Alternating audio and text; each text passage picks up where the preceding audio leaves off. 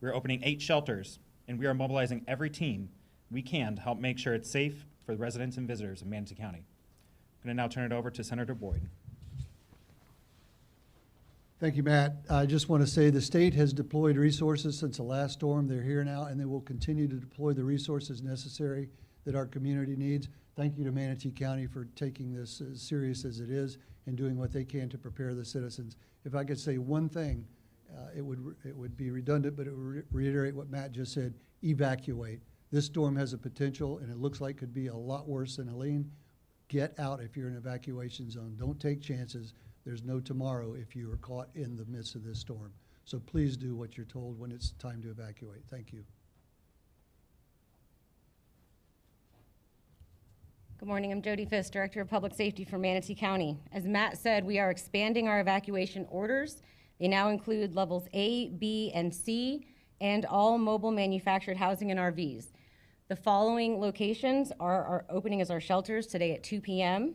Virgil Mills Elementary School, Jesse P. Elementary School, Myakka Elementary School, W.D. Sugg Middle School, Barbara A. Harvey Elementary School, B.D. Gullett Elementary School, Gilbert W. McNeil Elementary School, and Dr. Mona Jane Middle School. A special needs shelter will also be opening for those who have pre-registered. If you have not registered for the special needs registry yet, please do so at mymanatee.org/needs. And if you still haven't done so and you need to learn your evacuation level, go to mymanatee.org/storm. We're looking at a potential storm surge of 8 to 12 feet along our coastal parts of our county. Manatee County Utilities Department will schedule a shutoff of potable water service to the island cities of Anna Maria, Holmes Beach, Bradenton Beach, and the town of Longboat Key tomorrow, October 8th at 10 a.m. The water will be completely shut off. There will not be a 20% flow as was maintained during Hurricane Helene. There are currently extra debris collection vehicles that are working to assist to speed up the Helene cleanup. These debris crews will work as long as conditions allow to safely remove debris.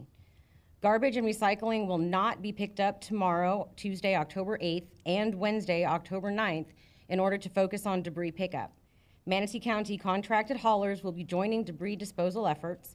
They are out today for regular pickup and will transition after close of business Monday for debris duty. Manatee County Area Transit will continue to operate as normal through tonight. Beginning tomorrow, MCAT will operate emergency transfers to shelters for as long as they can. Transport from the islands to the shelters will begin at 2 p.m. today and occur on the hour until nightfall. You can be picked up at the CVS at 611 Manatee Avenue, Holmes Beach. Manatee County government will be closing its offices and facilities today at the close of business and will remain closed Tuesday, October the 8th through Friday, October the 11th. As of today, all parks are closed until further notice. The G.T. Bray Recreation Center and the Walton Racket Center will be closed starting Tuesday, October 8th. Our facilities will be reopened once conditions are safe to do so. As you and your family are making your final preparations, please take a moment and check on your neighbors, especially those who are elderly or have mobility issues. Make sure they have a plan for riding out the storm safely, and if not, they can dial 311 for transport to one of our shelters. Please continue to monitor local news and weather broadcasts, as well as the county's social media accounts for updates. All of our official storm updates can be found at our website at mymanatee.org/storm, and you can call 311 with any questions. Are there any questions? Yeah, for those people, maybe not in the evacuation zones that are chosen to ride out the storm, maybe they live more inland, they get in a situation that's precarious. Suggestions for those people that find themselves in something that they just can't handle anymore?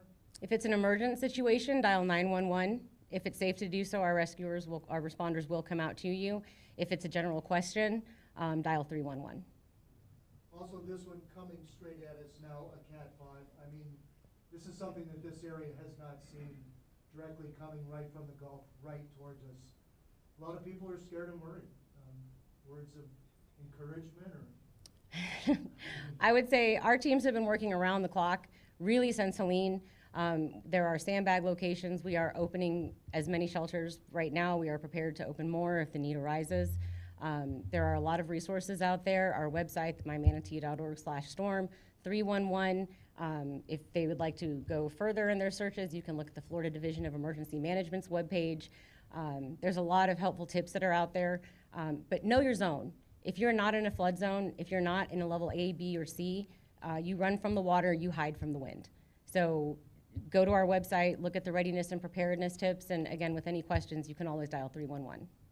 And for all those communities that just got devastated a little over a week ago from Helene, what are the words to those communities and those people?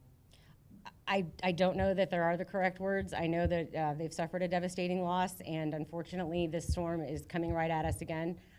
If you've been able to salvage items from your home and you find yourself in need of sheltering, we can provide shelter. But make sure that you've registered with FEMA for your FEMA assistance. Make sure that you have registered with Hope Florida if you needed housing assistance. Those efforts are not going to stop, and then more assistance will be available following this disaster. So help is out there, but just be safe. Above all else, be safe. Could you speak just a little bit about the fact that schools have been built for, like these kind of emergencies, and what kind of protection it'll provide for citizens who go there? The schools are considered hurricane-hardened buildings, so they are built to withstand Category 5 storms. They are built so that people can go to be safe. I will say a shelter is a lifeboat. So really, if you have a plan which you can go to a friend or a family member's house, but our schools, as every school is constructed and they stand up to be a hurricane shelter, they have the experts that are assisting with all of the hardening that they possibly can for the schools. All right, thank you.